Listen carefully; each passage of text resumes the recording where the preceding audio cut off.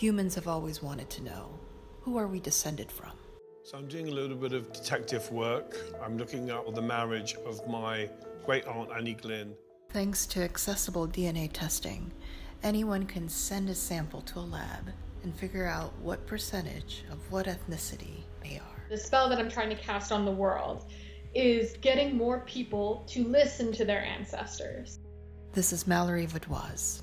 She's written an amazing book called Honoring Your Ancestors, and it's about how to connect to those who came before you, even if you don't know exactly who they are. I think a lot of people, the word veneration is very new for them. Yeah, I love this word veneration because it actually comes from the same etymological root as the words wish and Venus. So it's a root which means love, desire, strive. And I find that all of those themes of loving, of striving, of desiring are things that come up in an ancestor veneration practice. It's a relationship which is built on love, and it's one where we strive to make contact with our loved ones who have crossed over, usually because there's something that we desire about this life. It's easy to feel disjointed, disconnected, overwhelmed in today's modern, fast-paced world. There's something deeply grounding about knowing about your ancestors, whether they were Vikings, or they were healers in Africa. We work with ancestors, we work with the divine. Or they also bowed to their ancestors in Neo-Confucian rites. Also, we're giving away 2 copies of the book, so make sure you watch to the end. This talk with Mallorie was such a revelation. She gives such amazing, accessible advice on how to get in touch with your roots. To get the full 100-minute interview, go to patreon.com/witchesandwine.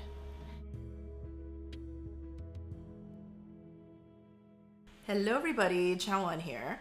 And today my guest is somebody that I've been following online for a while. This is her latest book, Honoring Your Ancestors, and I am so happy to be speaking with Mallorie Vaudoise. Am I saying your last name correctly? Yes, beautifully done. One of the things that really drew me to you was your emphasis, I mean, even before this book came out, on your Italian heritage and ancestor veneration. And as a Korean American, that's like the backbone of my spirituality, just in terms of my DNA. I'm curious to know how you got into this.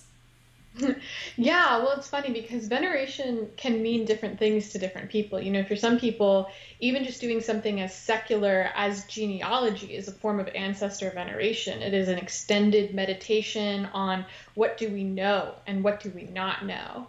And I was really taught to honor my ancestors in a secular context. I grew up having a tremendous emphasis from both my mother and my father on awareness of the sacrifices that our immigrant ancestors had made coming from southern Italy to the United States. And that had a huge impact on me. Then as I got older, I realized that I was also interested in magic, ritual, spirituality. I have been initiated in Kimbanda, which is an Afro-Brazilian mediumship cult devoted to Eshu and Pombagira. And I've also been initiated into Santeria, also known as La Regla de Ocha, which is an Afro-Cuban lineage of worship that is dedicated to the Orishas. And so I've also been exposed to kind of Puerto Rican Espiritismo and other forms of Espiritismo or Spiritism, which are, again, more kind of mediumship based. But it's been a real honor for me to be able to have that kind of contact with other traditions. And it's something that, you know, I feel really, really lucky to have been able to experience in my own life. I think a lot of people, you know, especially those who are new to witchcraft, are going to be like, wait a second, but are you African in any way? I mean, when it comes to ancestors, wouldn't it be like your bloodline? Yeah, I mean, I'm only African in the sense that in a way we all are. We've all descended from one African woman. But at the same time, my more recent ancestry is definitely from southern Italy and certain other parts of Europe. And so when we talk about ancestors, yes, we are talking about the bloodline. We're talking about your parents and your grandparents and your great-grandparents. The bloodline has its place because we can't get around it. We made a pact with those beings in order to get into this world, and we need to continue honoring them for the duration of our stay here. But on the other hand, ancestry is so much more than that. So sometimes I think about ancestors in terms of deceased humans who have gifted us with something that is so core to our being that it might as well be our body. You know, obviously the bloodline ancestors, they gave us this body. They made it with their own bodies. But then think about the fact that, you know, I don't really have ancestors beyond, let's say, my grandparents who spoke English. And yet it's my mother tongue. It's the language that I know the best. It's the language that I dream in, that I think in. And so I have this relationship with my English language ancestors, which I still have to honor, because without language, I wouldn't really be, you know, I might not even be fully human. I don't actually know. There's this tremendous importance, I think, to recognize not just the bloodline, but also all of the ancestors who created the language that we speak and the way that we cook and the clothes, you know, the types of clothes that we wear. I like to think about everyday forms that seem so common that it's almost as though they've always been there. But somebody invented tables, somebody invented sofas, and somebody invented houses, you know? So it's like we're always surrounded by the gifts that nature has given us and the gifts that the ancestors have given us. You put in David Bowie in your book and how after he passed away, there were shrines, just spontaneous shrines for him, like on the street. I mean, he really affected a lot of people. I think artists whose work has been very important to us, like they are in a way almost like what I would call a saint. So we have certain ancestors who are more, you know, they're individuals. And if it's an individual who's kind of unique to us and isn't really venerated by other people, I would refer to that as a spirit guide. So they might choose to walk with you because there's something about your life that's really resonant with them.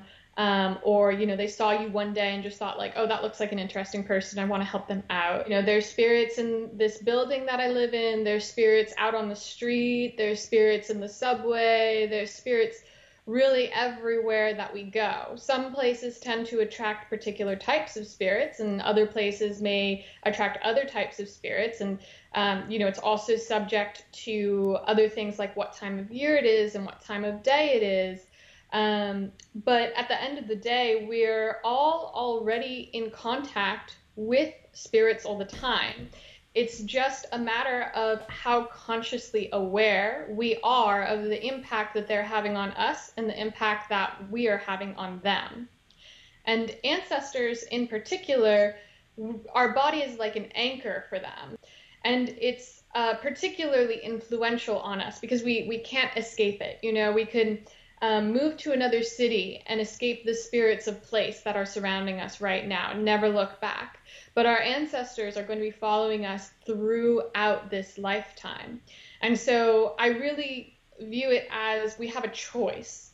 We can either take that relationship and make it something that is conscious, and thus something that we can consciously develop, influence, leverage, get guidance from, receive blessings from, or we can let it remain unconscious. And if we let it remain unconscious, the likelihood that ancestral trauma or bad habits, patterns that are not in our best interest are going to keep playing out in our lives is very, very high. A couple of things. I know a lot of people are going to be like, number one, I don't know who my ancestors are. Number two, my ancestors were shit.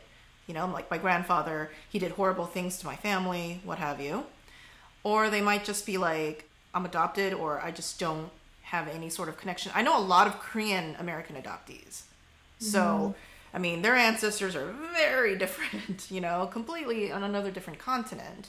It's a very important question, and definitely having met a lot of people through the book, both offline and online, I feel like people generally tend to fall into one of two camps. Either they're very excited about their ancestors, that, you know, they have a easy, let's say, flowing relationship with their family, and they find that this is an immediate source of support and love, or they feel maybe even like they're broken because they don't have that for whatever reason. And I really believe that wherever you're at today is completely valid, and it is a natural and sacred expression of the reality of where your ancestral line is. Just being able to stay with that mystery and to admit it to yourself is actually very healthy. And you don't need to have a list of names and dates, although that can be helpful for some people. Reciting that, learning it by heart can be a great practice, but you don't need to have it in order to venerate your ancestors. You can reach out to them just by calling upon them as, I call out to my ancestors of blood and of spirit.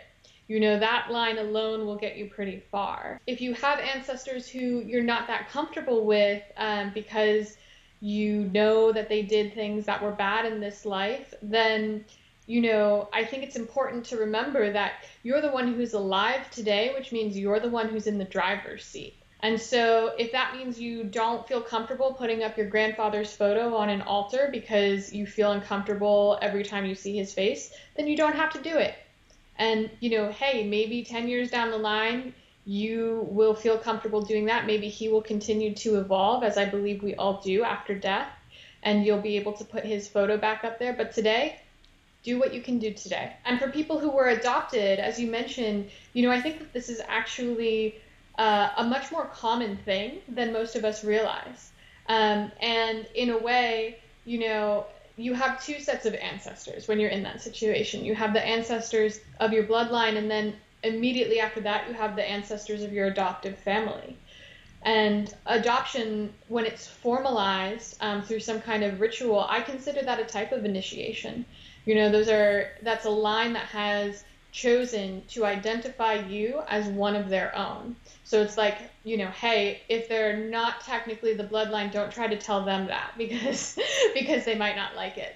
They might consider you as much or more their own child than somebody who, actually has the genetic affiliation. One of the things that I'm constantly running up against when I talk to, especially people who are new in spirit work, this idea that it's human beings who evolve and change over time, but spirits, for some reason, it's like once you die, it's like, that's it. You never change. Mm-hmm.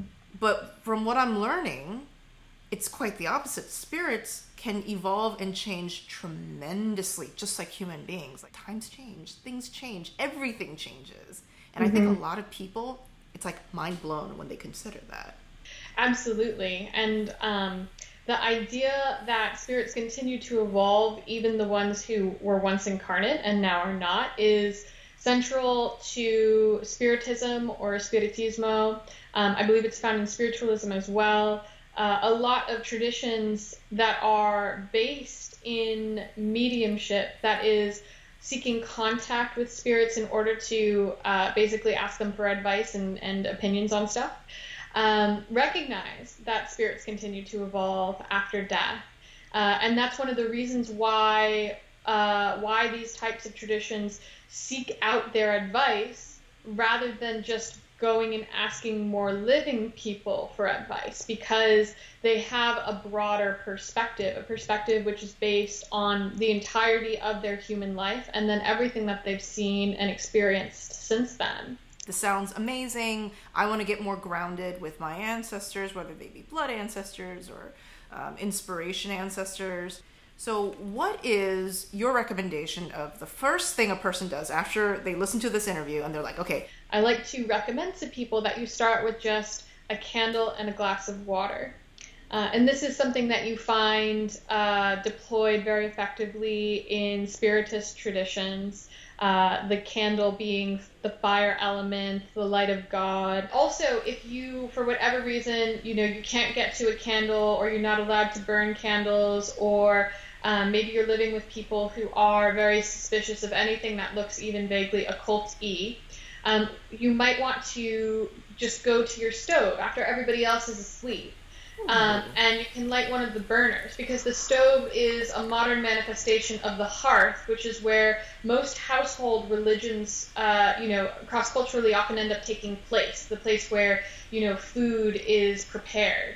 So the ancient Greeks, for example, would perform rites related to welcoming a new baby into the home, or their funerary rites involved the hearth, and also rites where they were making very important and solemn vows. So you can just go and light one of the burners for a couple of seconds and pray there. So let's say you're just like, okay, my super fundamentalist Christian mom and dad, they are about to go to sleep, or they're watching TV, and I'm like, I'm going to make some tea, right? So you go to the stove, and do you have to say out loud, or can you just say it in your head, like, ancestors, can I chill with you? Can I hang with you? I like to say it out loud, even if you're just whispering. Okay. And I've done that at times, like kind of on the down low, just like whispering under my breath, because I don't know about you, but I have a lot of stuff going on in my head, right? When you say something out loud, it's almost like you're anointing that thought, You're like, oh, this is the chosen one. This is the one I'm choosing to share with the world. And it's also, it's the vibration as well. Speech is vibration. That the waves of those sound waves, they never quite disappear. It's, again, a matter of degree. They just kind of get smaller and smaller and smaller and smaller until they're infinitesimally small, but they're still vibrating forever off into the universe and for the rest of eternity. So that's a really powerful, magical act, speaking, that you, even if you're not shouting it at the top of your lungs, you're in the kitchen, you're making yourself a cup of tea, and right before you put the kettle on, you just whisper to it, I'm calling out to you. I know you're there. I know that you can hear me right now, and I want to say that I honored you. Like, that's going to mean so much to ancestors who, if your parents are fundamentalist Christians, chances are they're not getting any attention from anybody else in the family right now. Like, my ancestors, as far as I'm concerned, for generations upon generations, 100% Korean. And I'm the first or second generation that speaks English. Does it matter if I speak to my ancestors in English? I think it's fine. I mean, they... even if they're all, I don't know enough about the history of the Korean language, but with English, go back a couple hundred years and it doesn't sound anything like the way that we're talking right now. Maybe we might even think about it as like, as you're speaking, the immediate generations are translating, and then they're translating for the next generation and the next and the next and so on and so forth. Or maybe it's just like, when you're dead, it doesn't matter as much because you don't have ears technically. You don't have a brain. You're not trying to do that type of processing. I don't know how it works. I just know that it works. One of the rituals that you talk about in the book, which I was like, oh my God, this is so great, is where you put like a book under like the white cloth. Can you talk about that ritual? Sure. So that is a ritual that was taught to me by an espiritista, which is aimed at elevating a troubled ancestor. So I'm not an expert. I'm not an initiate. I'm not an espiritista, and I have a lot of respect for that tradition, but I have learned a couple of tools of the trade, so to speak, over the years from my friends who are very serious students. And one of them is this ritual. And so the aim of this ritual is ultimately to take an ancestor who is troubled.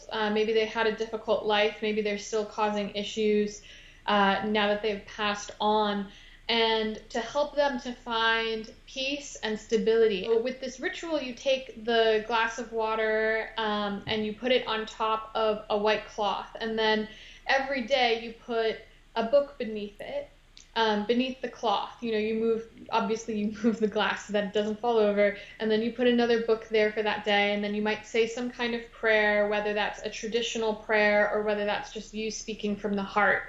And then at the end of the 9 days, my own little addition to this traditional ritual is, treat yourself. You just did something that's really hard. And if you think that it's been successful and this spirit has, you've seen the difference, you've seen the progress that they've made, maybe you can treat them too. You already know on some level who your ancestors are, whether the relationship is challenging or easy.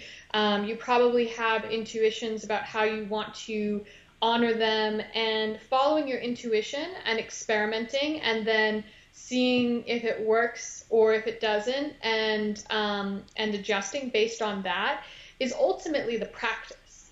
So the book is really just there to make sure that you feel supported, that you don't get stuck, to give you inspirations from other traditions, and to help nurture you, especially if this is a challenging relationship that you're trying to develop, or even if it's not a challenging relationship, if you just want new ideas.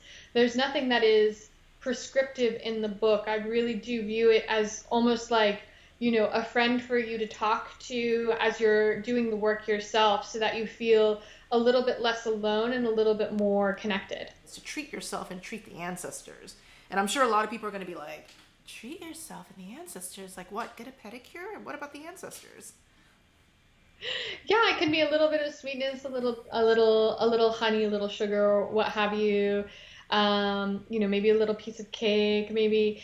I actually do think, with regard to like pedicures and massages, I think that that actually does benefit both you and your ancestral line. I think all body work, because our body is a manifestation of our own spirit, and it was created by the ancestors. When we take care of our bodies, whether that is, you know, working out, eating right, getting a pedicure, feeling fabulous, getting a massage, all the work that we do with our bodies, and when we honor that, we're honoring the gift that they gave us. And conversely, when we don't take care of our bodies, or you know, when we're even maybe abusive to our bodies, it's like we're disrespecting that gift. When you find the ways to honor that gift, you know, it's just as powerful as if you had put out a plate of offerings, or you know, done a big fancy ritual. Oh my God, that really moved me, because just what you said, it just struck me as the ultimate truth. You are the product of thousands of years, millions of years of evolution. You know, like all the hopes of our DNA is culminated in you. And so this makes complete sense to me, that when you are taking care of yourself and you're respecting your altar, you're walking constant altar. You know, you don't just need an altar like in your room. This is your altar as well. You know, and when you are venerating this altar, you're venerating all the ancestors, all the people who died and like fell into like some sort of like icy crevasse or something like that, you know, trying to get some food to feed their baby or whatever back in the ice age or whatever, you know? So that makes so much sense to me. When you do the elevating of your ancestors, the ones who need healing, you're also healing yourself, obviously, because your body is a vehicle that they helped to produce. Mm-hmm. And then when at the last day you do that twist of treating yourself and the ancestor, let's say that what you decide to do is you're going to have a sumptuous meal, right? You're going to have this great steak dinner with wine and everything like that. Like, before you eat it, would you give a prayer? Like, how would you formalize the let's treat ourselves thing? Yeah, what I like to do is, for any of the food that I cook in my own home, I will take a small portion of it, like a bite or two, and I will put it out on my ancestor altar and offer it up to them before I start to eat. Although, again, if you're in a home where you're not able to have an ancestor altar, what you can do instead is to just like take that little teeny tiny portion. Again, it's just like a bite of food, and just sort of like push it to the side of your plate, and do that with intention. And, you know, if you are able to maybe say a quick prayer as you're doing that, that's fine. If not, sometimes body language is more than enough. And especially if you build up the habit, they know what it means. Push it to the side of your plate and then just eat the rest of the food.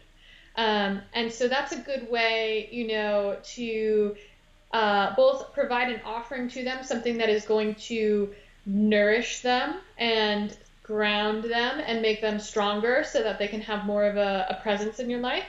But it's also, because you're eating the same food, it's connecting you to them. You're going through this experience together, and it's all the more powerful as a devotional practice because of the fact that you're basically having a meal together. Oh my God, you're literally like breaking bread together. Exactly. Oh my God. Like, a lot of people are going to be like, okay, I really don't want to fuck it up, like I put aside the offering, but is there like certain things that I can say? Like, I don't trust myself right now to like say the right thing. So does your book go through maybe some prayers or pre-made scripts that people can use? Yeah, for all of the rituals that I give in the book, there are simple scripts to follow. Because again, it's not about like, reading them Hamlet. It's about the words mark the energetic exchange that is happening, and helps you, kind of formalize it, which is why we're speaking out loud, because you're achieving a level of clarity in your own mind and for them. There's also a chapter on prayer where I go into different prayers from a couple of different religious traditions that you might adopt, maybe because that's your religious tradition, or if it's the tradition of your ancestors. Maybe you're like me, you have Catholic ancestry, but even if you're not a practicing Catholic, you can still pray the Requiem. You can still use their prayers for them. It's 100% okay. But also I think it's, to return to that idea that maybe somebody doesn't feel confident enough to pray from the heart, like those can be the most effective prayers. And one way that you kind of know that you're really, really going deep in your prayer life is when you're able to pray out loud the things that you're afraid to even write down in your own journal, because it's just so intimate and delicate. And when you break those barriers, when you make yourself vulnerable, that is like leveling up in ancestor veneration, because something that was blocking you, whether that was, a painful memory or shame, or even just, your own anxieties about like, oh my gosh, what if I do it wrong? You've just broken through that thing. It's no longer holding you back. In that sense, ancestral veneration, I can see this as also great shadow work. Oh, absolutely. Because when you think about it, a lot of psychologists will tell you the shadow is what develops when, as a child, you were taught by your caregiver that acting in this way or demonstrating this trait or doing this thing is a violation of social norms, and you will be disowned by the group. You will be ostracized, and ostracization means death, especially to a child. I mean, to any one of us, no man is an island. We all need each other in order to survive. But especially to a child, you can't get a job. You can't cook your own food. You're a kid. You have no power in this world yet. You don't have a firm foundation in the world.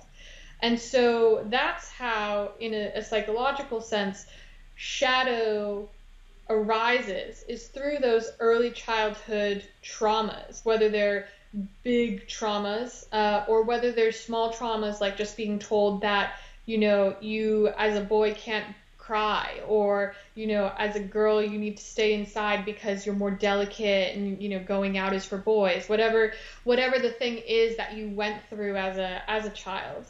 But when it becomes not just psychology, but ancestor veneration, is when we remember that those limitations that our parents or caregivers were placing on us are things that they experienced in their early childhood formation from their parents or caregivers, and going back further and further and further through the generations. So a lot of what we work on, even when we go to like very vanilla psychotherapy, is in fact ancestral trauma. It is the materialist evidence of that ancestral trauma.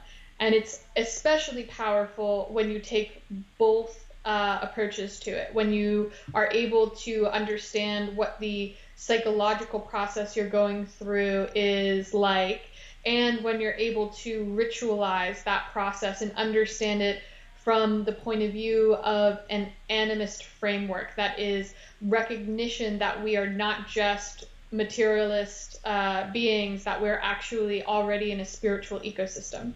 It's really ultimately about learning how to think like an animist. And then the veneration is what you do when you have started thinking like an animist and you've decided, this is a good relationship and a relationship that I want to continue developing. But thinking about things in terms of, why do I have this name? Why did my parents give me this name? Who was I named after? Maybe I was named after a deceased relative, or maybe I was named after one of the saints, or maybe, I was named after, something that in recognition of something my mother went through when I was born. This starts to help you locate yourself within the animist ecosystem. And from there, you can make better decisions about how to express your love, because you understand kind of the rules of the game that you're playing. So this is something that I talk about a lot, particularly in the chapter on offerings, is, it's not like there's a specific schedule of like, okay, every Sunday I have to give this particular offering, and then every Thursday I give this different one, and like, it has to be regimented on a schedule. Offerings, when we have the ability to make them because we have the space to make them, and we have, the financial ability to do so, are ultimately about expressing something energetically. Maybe it is something that you are asking for, or maybe it's something that you're giving thanks for. So that's why I, for example, will often offer a pot of coffee to my ancestors when I'm sitting down to do work, because I want to ask them to get up and to work with me, and to to be more active. You might give them coffee before if you're asking them for a favor. On the flip side, when you're celebrating, when some favor has been received, you might give them, champagne or a slice of cake, or something that feels celebratory to you, or something that they really loved in their lifetimes. So, you don't, it's not like there's a chart in the book that tells you, okay, this means that. You're already alive, and so you know what coffee is like, and you know what champagne is like, and you know when you have cake. And by going back to, training yourself to go back to what you already know, that's how you start to think like an animist. And that's what the book is really written to accomplish, or to help you accomplish for yourself. I know a lot of occultists are going to be like, well, but our ancestors really that powerful? And maybe that's the reason why they're going after like the big angels and demons. What is power? Like my mom used to say when I was growing up, she brought me into this world, she can take me out anytime she wants. Oh, yeah, mom is superpower. Yeah. In all seriousness, though, I do think that anything we want to accomplish in this life is going to go over more easily if we're in good health, if our body is taken care of. Even if that's, like a 5-hour evocation ritual, that's going to go over a lot easier if you're in good shape and you don't have a lot of health problems. And health in particular is something that is associated with the ancestors. Just as they're anchored by our body, that's also how they can kind of mess with us. So I definitely, caution people to be respectful. And even if you are not the type of person who thinks that you're going to be honoring your ancestors every day, saying prayers for them every day, try not to say anything that sounds rude. Let me ask you about that. You mentioned that the ancestors might mess with you, and let's face it, like, I personally have been told that there is an ancestor, not that he's messing with me, but he's, not the most healthy energy around me.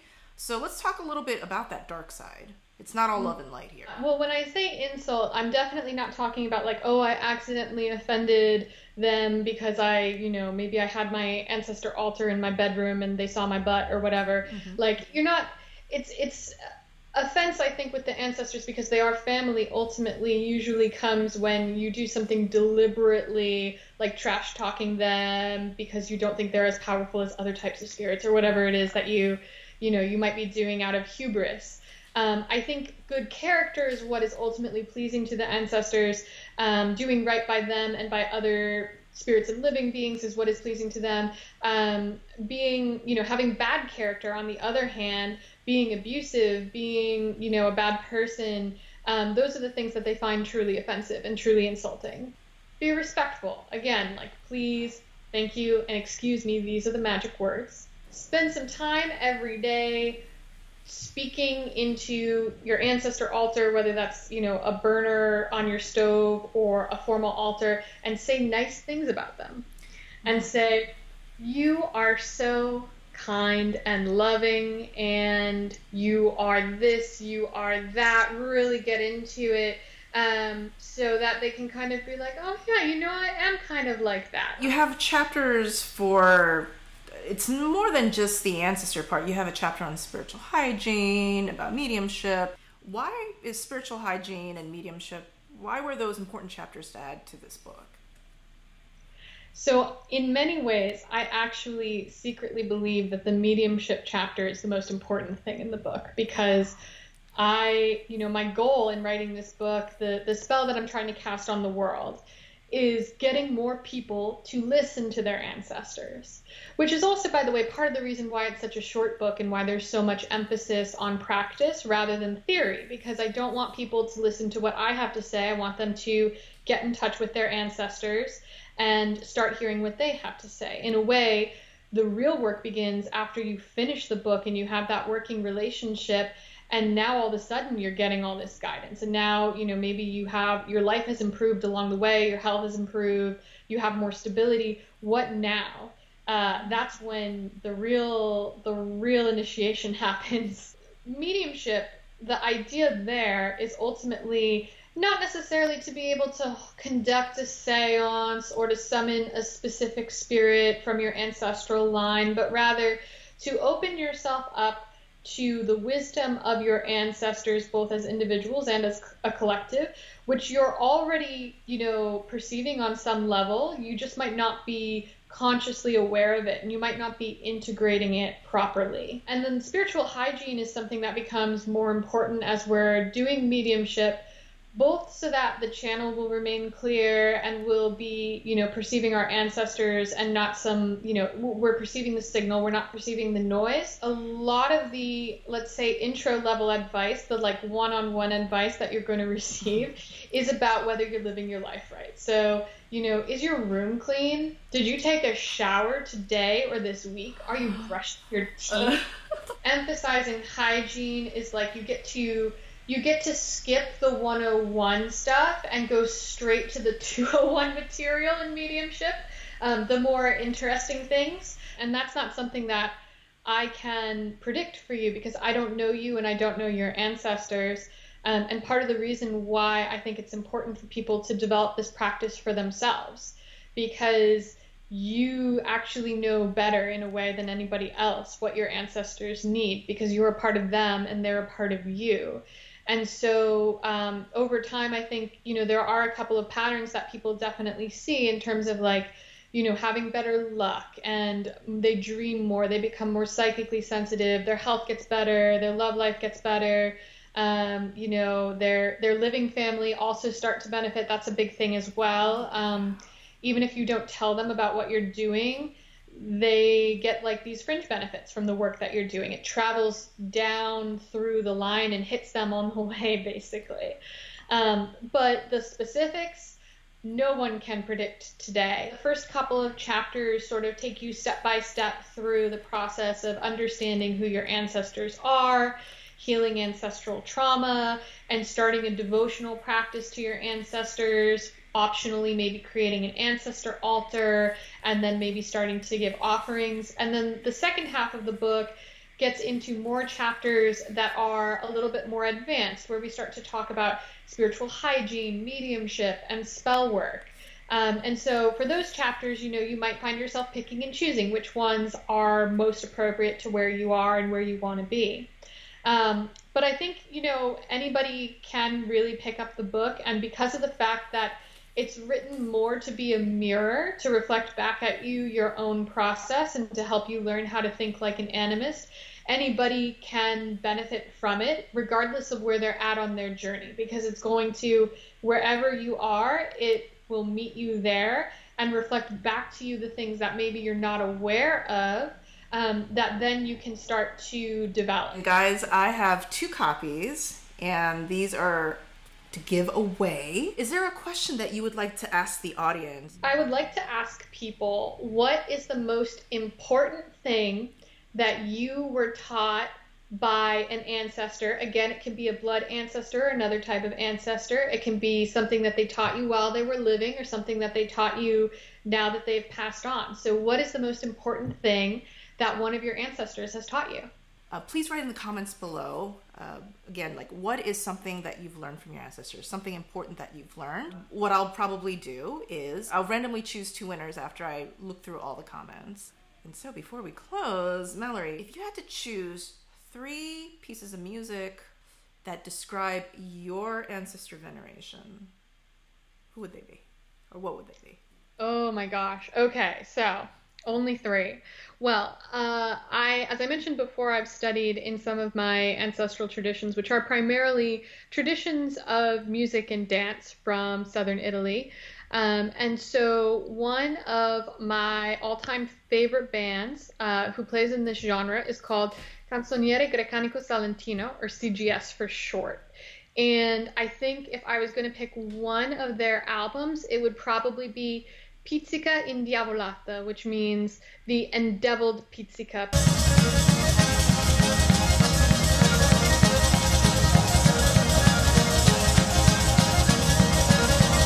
Pizzica being the style of music, or we might translate it as wild or savage Pizzica. And that is an album that has a lot of modern arrangements of traditional songs that come out of a tradition of musical exorcism, wherein women who we would say in Italian were bit by the spider, but in reality we know they were possessed by spirits of the dead. They would be put through an exorcism ritual, which would be 3 to 7 days of ecstatic dance. And so that album really takes me back to the ecstatic dances of my ancestors and the crazy women who danced them. So that would be number 1. Number 2, I would probably do the Arcade Fire's album Reflektor.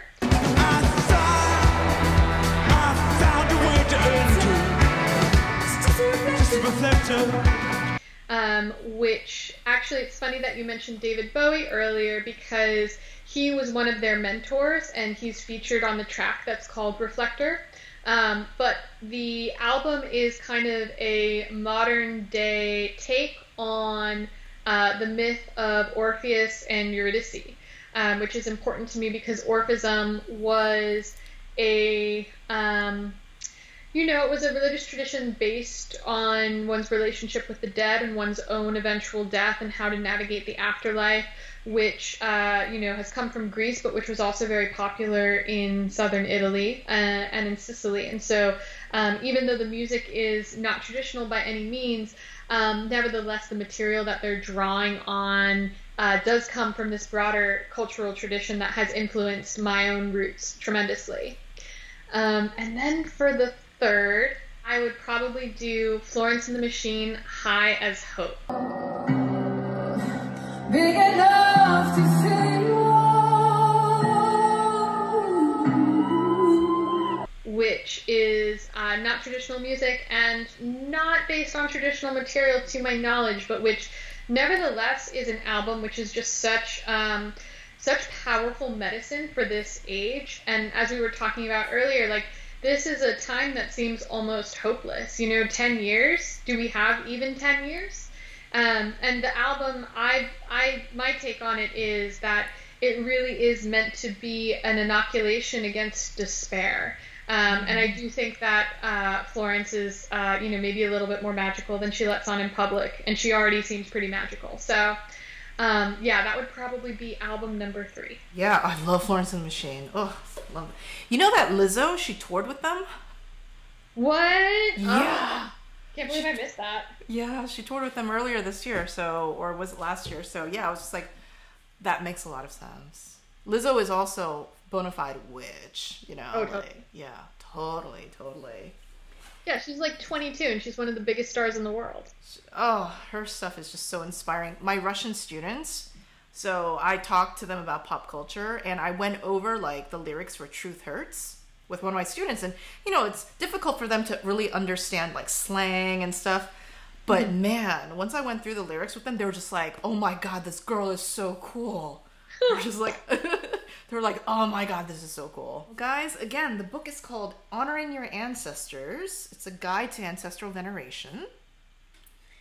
And Mallory, again, thank you so much for this conversation. I had so many light bulb moments. I'm kind of a chilly, like Virgo moon, like Venus and Aquarius type of person. But I mean, something about ancestor veneration, it just really like opens up my heart.